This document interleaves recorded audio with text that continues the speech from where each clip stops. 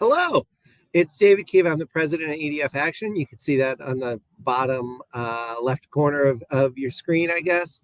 I understand we have a number of people who have already joined us, but more are coming in. So if you'll bear with us for just a minute or two, we're going to get a really exciting first program of 2025 underway. So really delighted that folks took a little bit of time out of your afternoon or evening to join us.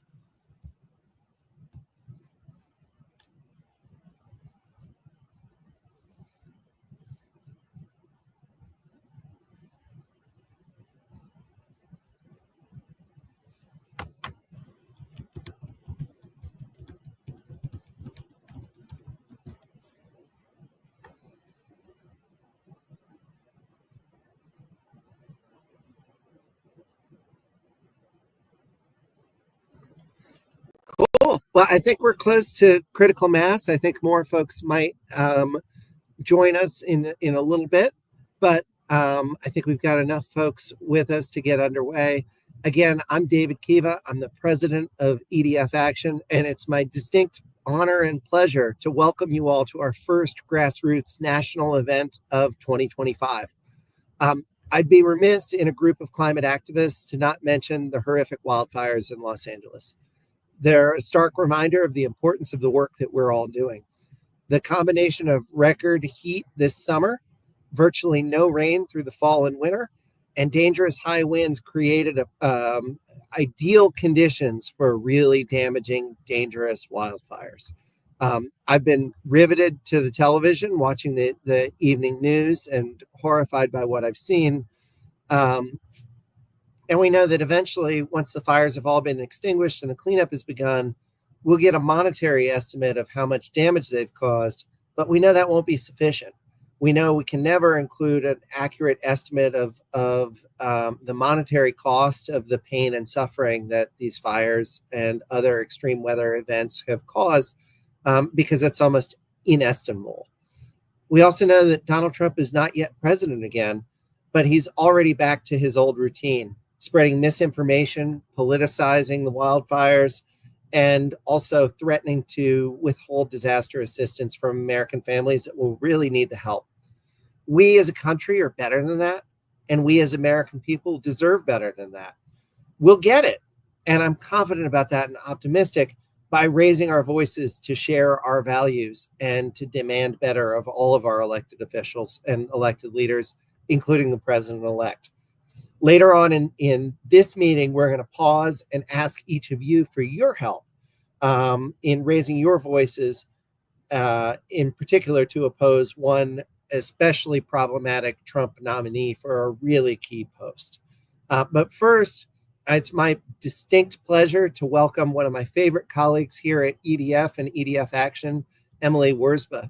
Emily does such an amazing job of representing our priorities on Capitol Hill, knows the lay of the land really, really well, and is here to help explain to all of us what's going on Capitol Hill, what are we worried about, and what can we do about it. So welcome, Emily. Thank you for being with us. I'll start with the first question, which is, what's the new makeup of Congress, and how do you think that will impact our priorities and especially climate policy? Thanks, David. It's really great to be here with everyone this evening. So Republicans now control the House, the Senate, and the White House. However, the margins are extremely close, especially in the House.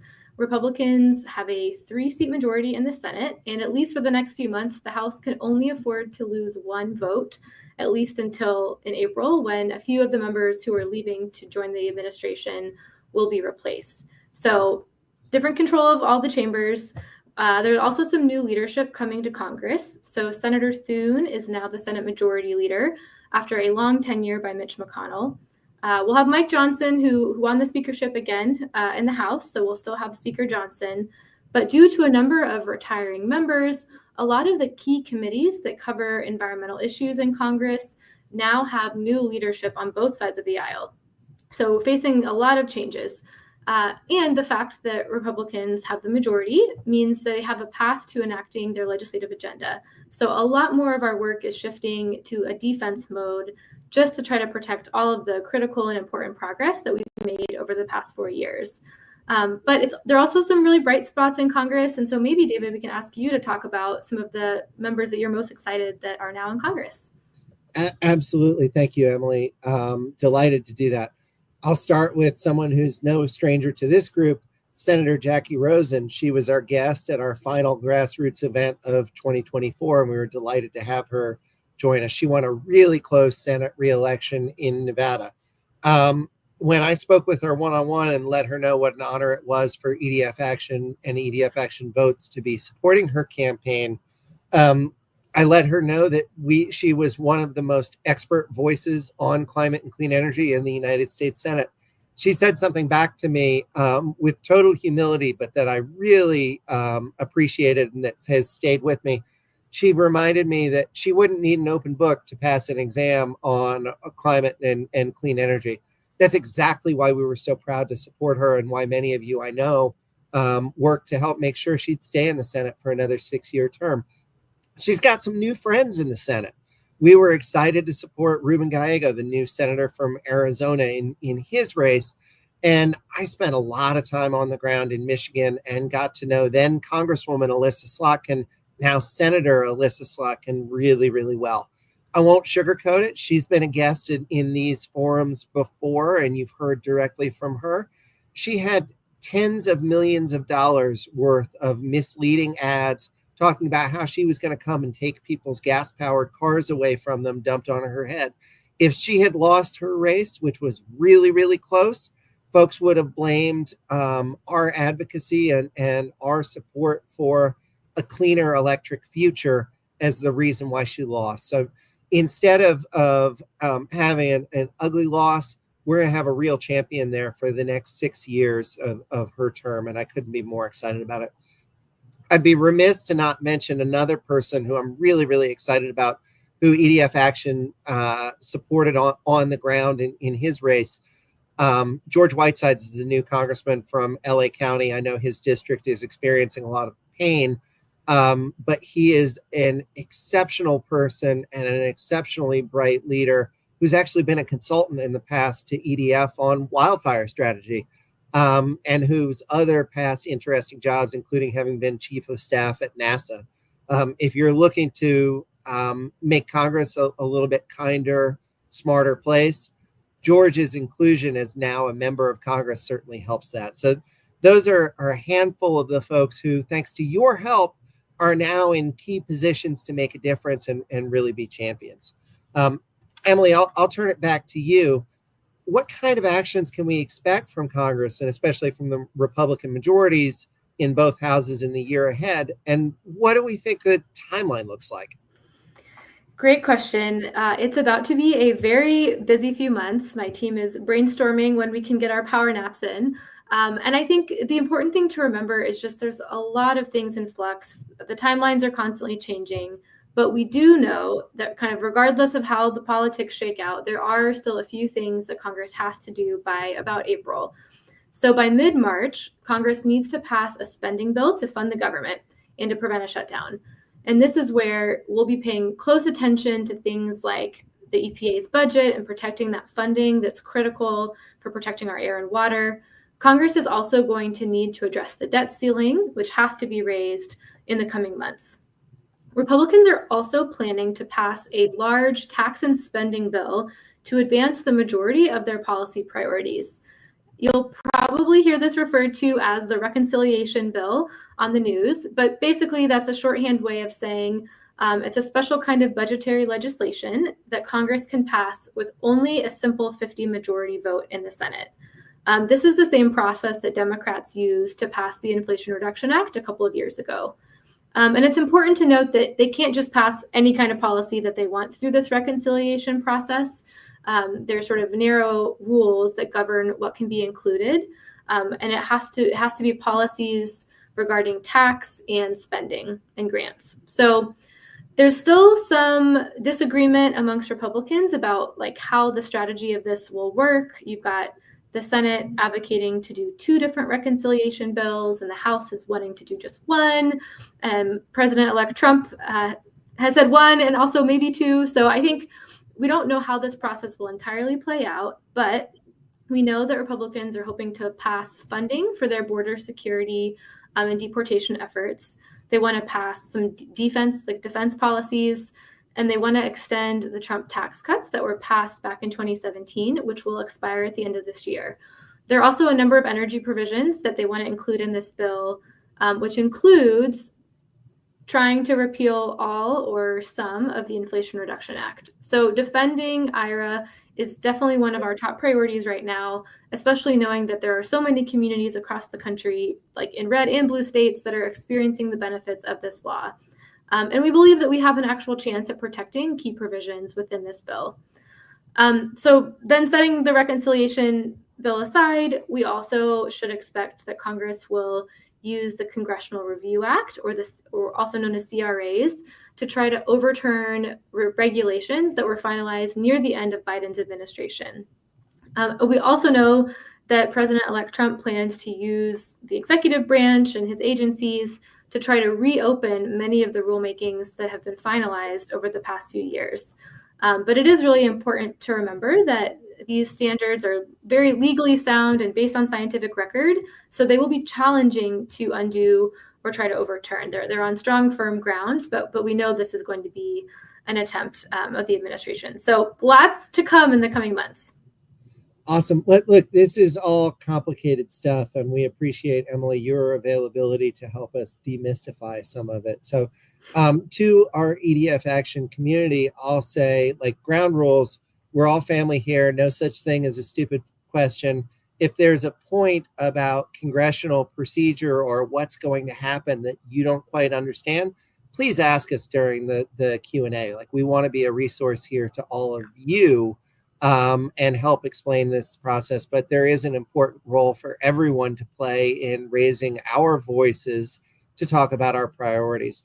Emily talked about planning out naps, so I should just share. I was pretty tired after the election. That was on purpose. We tried to do everything that we could to leave it all out on the field and get the election outcomes that we wanted. Obviously, except for some of those bright spots that I've already mentioned, we fell short of our overall goal across the board. But I woke up not long after Election Day and realized that the things that we had fought so hard to pass are worth fighting to defend and fighting to continue. So, Emily, not to make light of the fact that your team is trying to figure out when to squeeze in naps, but remember, no sleep feels more satisfying than sleep after a hard-won victory. So we've got work ahead of us in the weeks and months ahead together. I look forward to doing it all together and then hopefully getting some respite on the backside. But one thing you've not discussed, Emily, is Trump's cabinet nominations. And we're going to hear from Jeremy Pittman in a moment or two about some of those. But can you tell us what you're looking out for and what we should be watching? Right. So I'm sure you've seen in the news that President-elect Trump has put forward a number of people for various cabinet positions across the administration. And these nominees have spent the past few weeks meeting one-on-one with senators, and a number of them are actually going to start having confirmation hearings in the various committees in the Senate starting next week. So it's about to get extremely busy. We're paying attention to a number of these nominees, but there's one in particular that we're strongly opposing right now, Russ Vought, to be the director of the Office of Management and Budget. And it's important to know that as he was budget director in the first Trump administration, he sought to use one of Trump's executive orders to strip away job protections for nonpartisan government workers. And he's also one of the key architects of Project 2025. We're also paying attention to Lee Zeldin's nomination to lead the EPA and Chris Wright for Secretary of Energy. I think, for all these nominees, we're going to be paying very close attention to what they say about their stances on key issues during the confirmation process over the coming weeks. And I think ultimately it's just so important to remember that these roles are so critical for protecting our communities and our health and our air and our environment. And so we're paying close attention. Excellent. Thank you, Emily. I'm not a Republican, but President Reagan said something that has sort of stuck in the national consciousness, which is trust but verify. We trust that the policies that we've been supporting, that we're working so hard to defend, are working, but we've also verified that really recently. Emily, do you want to share some good news about the brand new EDF reporting that's out on just how successful the policies that we're asking folks to raise their voices to defend are being? Absolutely. I think what's been so exciting is just seeing how the benefits of the Bipartisan Infrastructure Law and the Inflation Reduction Act are already being felt across the country. So even though maybe you've seen on the news or heard that there's some Republicans that are talking about trying to repeal all or most of IRA, we know how difficult that's going to be because there are so many communities across the country that are already receiving these benefits. So whether that's to build out clean energy or charging infrastructure or even building a manufacturing plant, there are real jobs that are associated that would be at stake. So this report that David mentions, I'm so excited about. EDF released this yesterday. It's a report with WSP USA that's on all of the EV manufacturing investments in the US and their associated job creation over the past 10 years. So we looked at things around investments in manufacturing EVs, EV components, EV batteries, and the battery components, and battery recycling over the last decade. And we watched how federal policies like the Infrastructure Law and Inflation Reduction Act have helped accelerate these investments. And so what we found is there has been almost $200 billion in private sector investments and almost 200,000 new jobs announced by manufacturers in the past decade. And these projects are already making a huge impact in communities. Production has begun at 57 of these projects, which are supporting more than 50,000 jobs. And there are 100 other projects that are already under construction. So this is going a long way to make a difference on the ground. It's also really interesting to note that when we analyzed sort of what are the congressional districts that are actually receiving this investment and funding, we found that of the top 25 congressional districts, 22 are Republican districts. So that's more than 80% of this private sector investment is going to districts represented by Republicans. So I think we're really seeing the impact that this funding is having on the ground, and we're hoping that that will help protect some of these critical investments. Cool. And it's safe to say, I think I know the answer to this. That's kind of cheating a little bit, but part of your job involves making sure that we get this new reporting and new information out to some of the lawmakers whose support we're going to need in order to protect them. Yes, definitely. We've been sharing How's it. that been received so far? It's been received really well. I spent many hours yesterday sharing the report and the findings with key legislators, and they're really excited. I think people are thrilled to see kind of concrete numbers and real specific examples of kind of where this funding is going and what state and what district it's coming to. So I got a lot of emails back from staff who were excited, or our awesome press team got it in the news and they'd already read about it. So it was really exciting. Awesome. And we're going to make sure that all of you who are watching this have the link to the press release, which includes a link to the full report itself. Please read it. Please share it with your friends. Share it with people who agree with you, who are looking for more evidence to back up some of the arguments that we're making. Share it with people who don't agree with you, who maybe are a little bit skeptical of whether or not the policies that we've worked so hard to support in recent years are actually working, because it shows in really tangible, really digestible ways with really good charts and graphics that, yeah, it's all working and it's worth, as we've already talked about, fighting for. So thank you. We know that there's a lot on the line that we'll need to protect, but is there any proactive legislation that you're especially excited about, Emily? Yeah, so I think, we have this full expectation that our climate champions in Congress will continue to introduce bills that stake out the whole suite of solutions that we really need, that are vital to clean up our air, reduce greenhouse gas emissions. And I think these sorts of bills are just so important for building consensus for the solutions that we ultimately continue to need to pass to meet our climate goals. So we're definitely spending time on that. We're also really looking to see where are the areas that we can build consensus and find common ground. What are the places where we can find agreement? And then also just ensure that we're continuing to support our climate champions in their efforts to lead in this space. Cool. And obviously, Emily's purview is federal affairs. She's on Capitol Hill, but we don't want to diminish or discount the important role that state and local governments have to make progress themselves. And EDF and EDF Action are really active in that space as well. getting back to the weedy stuff that you do on a day-to-day basis, what kind of procedural tools are there to slow attacks on critical climate investments? So I think a really critical piece here is making sure that we're just protecting the traditional norms of how Congress and how the Senate specifically operates, and not to bypass like these standards and norms that govern the body. And so Majority Leader Thune has committed to protecting the traditional role, which includes the filibuster, which is the legislative tactic that allows senators to delay consideration of a measure unless there are 60 votes for passage. And so I think what's just critical to remember is that this means kind of outside of the reconciliation bill and confirmation votes, legislation will still have to go through a regular process and muster bipartisan support to pass the Senate because of that 60 vote threshold. So that's just going to be really critical moving forward. Majority Leader Thune has also committed to protecting the rules that govern what sort of issues can actually be included in a reconciliation bill. I think, earlier I shared you can't just put any sort of policy you want in that bill. It has to be related to taxes or spending. And so he's committed to protecting those rules as well. So I think that's really important to just try to keep that tradition and those norms moving forward.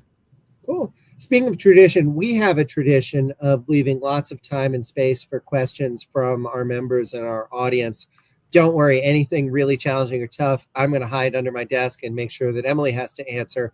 But before we get to that, I want to bring in another one of our wonderful colleagues, our Senior Director of Grassroots Engagement, Jeremy Pittman, so that we can share with folks who are itching to do something in this key moment a particularly effective action that we think meets the moment and can make a difference if enough of us join together and raise our voices. So, Jeremy, the floor is yours. Thanks, David, and thanks to everybody for being here this evening. There will be lots of opportunities over the coming days and weeks to take meaningful action to protect the progress we've made on climate and clean energy.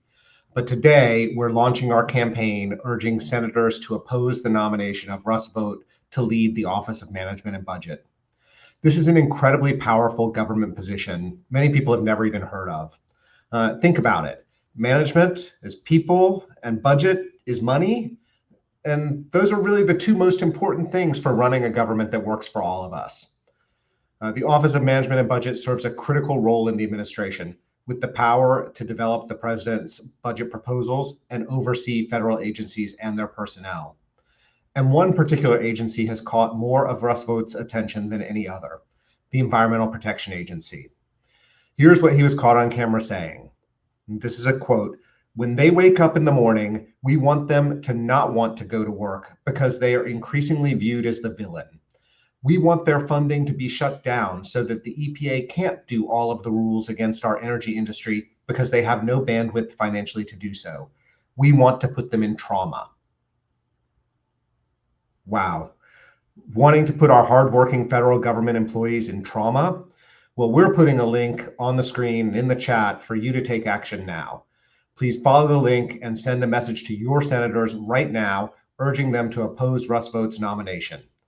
We're going to give a minute now for you to take this action, and then we'll come back to answer some of the questions you've put in the chat on YouTube and Facebook. And while you're taking this action, if you do have additional questions, please feel free to put them in the chat on YouTube and Facebook, and we'll be looking at them as we give this moment for you to take action. So again, thanks everybody for joining us tonight, and thank you for taking action to contact your senators, urging them to oppose the nomination of Russ Vought to lead the Office of Management and Budget.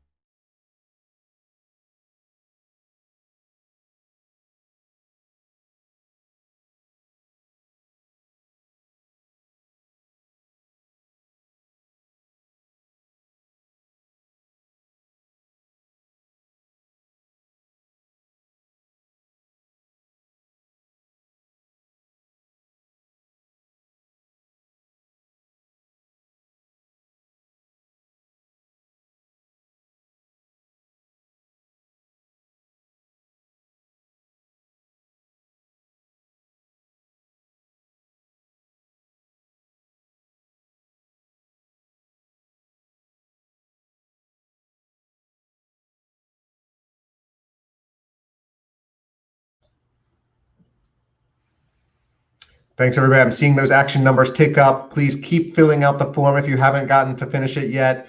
We'll move now to answering some of the questions that have been put in the chat, and thank you for taking action. Yes, I think I can start. I've been, some of you probably saw my paper. I've been scribbling down notes out of the chat because I'm a note person. Sarah asks how we can fight against the drill, baby, drill mentality. This is a thing that we spend a lot of our time, energy, and effort thinking about. As somebody who's worked in electoral politics for a really long time, one of the things that I remind myself is it's a bad idea to get angry at voters. Instead, you have to appeal to what's in their interests. As hard as we work to deliver a different outcome in this election, we accepted the results of it, even if we're not happy with it. And we understand that what the American people have said is that they are unhappy with how expensive things are in this country, especially, and uneasy about the economy. So how do we fight against the drill, baby, drill mentality? By arguing to the American people that the changes that Donald Trump is advocating for are not in their interests. It's one of the reasons why Emily and I are so excited about this report that we just put out that shows that we're creating good paying manufacturing jobs in clean energy every single day, especially in redder corners of the country, and especially in states that have historically been a part of our manufacturing base. There's a big discussion around the export of so-called natural gas. What people need to understand is that if we are producing and exporting more natural gas overseas, that raises energy prices domestically here at home. It doesn't shrink them. President-elect Trump seems to think that tariffs are some sort of a panacea that will solve all of our international trade challenges. What they will most likely do is drive up your prices. So communicating to people on some of the core strengths of the Environmental Defense Fund, which are science and economics, is a responsibility that we feel really, really heavily. It's absolutely what Emily is doing on the Hill. And I think we all have an opportunity to arm ourselves with some of the real true facts and share them widely. So it's why we're sharing this new report with you, why Emily's been working as hard as she can to share it on the Hill. We can do this together with your help.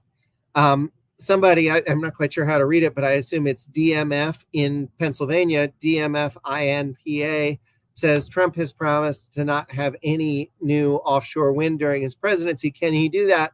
Short answer is no. The government can do a lot to disincentivize investment and production of longer term projects, but projects that are already committed, that have already begun work and that already have their funding lined up are going to be really, really hard to undo. And again, let's remember that if he's successful in keeping this very loose, unkeepable commitment, American people are going to lose jobs in the process, and he's going to be held accountable to that. So I don't want to hog all of the questions, but Emily, do you have any reaction to any either the second question that I just raised, or the what do you do about drill, baby, drill? Yeah, well, so I think, one thing I've been thinking a lot about are just what are the effective messages that we can use when we're communicating the benefits of clean energy, of these incentives and grant programs from key federal legislation. Like how do we talk about this in a way that will really resonate and connect with legislators? And I think what's so important to remember is that these solutions tie directly back to affordability of our energy prices, ties back to job creation, that real jobs here in our communities on the ground, that's really important. And being able to show just the impact. It's not just about there's a new manufacturing plant that's being built in my community. It's all of the other things that come with that, all the other businesses that open, all the other benefits to the local economy that come to the community. And so really just trying to tell that story in a way to make these benefits really, really real to legislators. And I think that's an important way to shift the narrative towards the sorts of clean energy solutions that we need. Excellent. As I sort of scan the chat and I'm looking for additional questions, I see one that is admittedly outside of my area of expertise, and that's concerning the methane satellite and how we plan to publicize that data. The short answer is we have a partnership with Google to process information from the satellite in close to real time and report it back down to Earth. The way that we've talked about methane sat is that it is ushering in a new era of accountability for emissions, and particularly for methane, which is burns 80 times hotter than CO2. So in the very short term, it is as dangerous a greenhouse gas as any, but it also offers us great opportunity, because if we can limit its release into the atmosphere, we can have the best activity that we possibly can in terms of bang for our buck in addressing the climate crisis. So last year was a big step for methane sat. It launched. That was the culmination of literally a decade's worth of work and a lot of thought and a lot of investment. We've not yet seen methane sat reach its full potential. I was at a talk on it, and somebody asked, and they were certainly well-meaning, what is the next methane sat? And the person on the methane team who answered the question said, the next methane sat is this methane sat. We are going to really start benefiting from the data that it shares back with us and driving accountability either on a bilateral basis with individual emitters or with communities or with even national governments. It's a really, really exciting thing. It's a really exciting time. But just because the satellite is in the sky doesn't mean we've reached our full potential there. We're excited about the changes that will help us drive for years to come. I've talked probably too much about something that I admitted at the outset I know not as much about as I'd like. But Emily, anything to add on methane sat? Just that I think people are so excited to see the data that's coming from this and to help it inform policy solutions. I know my colleague has been actively talking about this on the Hill with legislators, and everybody is just like thrilled that we're going to have this level of data and this available to help inform policymaking. Excellent. Betty, someone has asked in the chat, Judith Herb has asked, how do we access the report on clean energy employment? I think we should have dropped it into the chat for this discussion. If you've not seen it yet, I'm going to sound very old when I say this, go to our website, edf.org. There's a tab that says news and resources. One of the most recent press releases, because we just put it out yesterday, is on this report. Click on it, share the link widely, ask us if for some reason you can't find it. That's the mothership's website, the Environmental Defense Fund, edf.org, not edfaction.org, which is our little corner in the C4. Betty asks, is there a concise document that tells the results so far on IRA programs and grants? Look, it's a big law, and there's a lot of different pieces all over the place. I've not seen one document that tells the story of success concisely and clearly, but we've been doing our part at EDF to tell that success story across the board as best we can.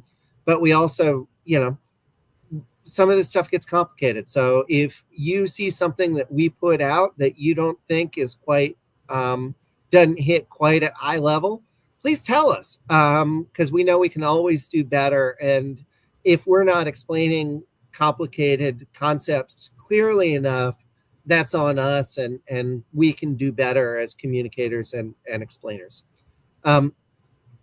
Jeremy, you have anything to add, or how many more questions do you think we should take? Well, I think there are a couple of questions that there's a question from Abby in California about what are some of the most effective ways to talk to legislators about the Inflation Reduction Act that I think Emily might be well positioned to answer. And then I know there's a question from Sarah in asking about agriculture and family farms where we may want to highlight the Food and Agriculture Climate Alliance. So maybe let's take that first question from Abby that is asking about how can we talk about the Inflation Reduction Act with our lawmakers? Yeah, it's a great question. And I think one of the most important things is to talk about the actual benefits and impact that this law is having on your community. And like David mentioned, this is a huge law, so it covers so many different kinds of programs. But if you personally took advantage, whether it's by getting a tax credit for an electric vehicle or a heat pump or solar panels, being able to share that impact that it had on your family.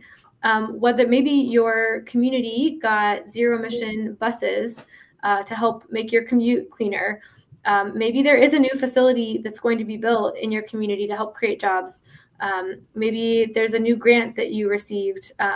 So I think as a community or as a state, and I think something else to remember is that these benefits are going to every single state. So there's lots of different trackers online, including one that EDF has, where you can see kind of where the money is going state by state. And so you can figure out what that impact is and being able to tell that story.